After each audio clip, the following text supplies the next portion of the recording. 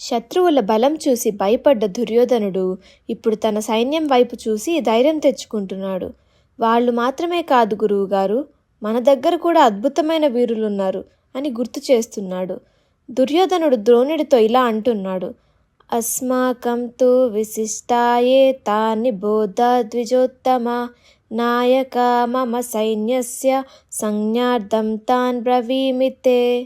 దీని అర్థం, ఓ ద్విజోత్తమ, బ్రాహ్మణులలో శ్రేష్ఠుడా, మన సైన్యంలో కూడా చాలామంది గొప్ప వీరులున్నారు.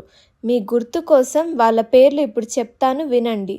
ఇక్కడ ఒక చిన్న వెటకారం ఉంది. ద్రోణుడిని ద్విజోత్తమ, గొప్ప బ్రాహ్మణుడు అని పిలిచాడు. అంటే మీరు పుట్టుకతో బ్రాహ్మణులు, శాంత స్వభావులు, పాండవుల మీద ప్రేమతో ఎక్కడ యుద్ధం మెల్లగా చేస్తారో అని నాకు డౌట్గా ఉంది. అందుకే మన సేనలో ఉన్న కరుడుగట్టిన వీరులని మీకు గుర్తు చేస్తున్నా అని దుర్యోధనుడి భావం.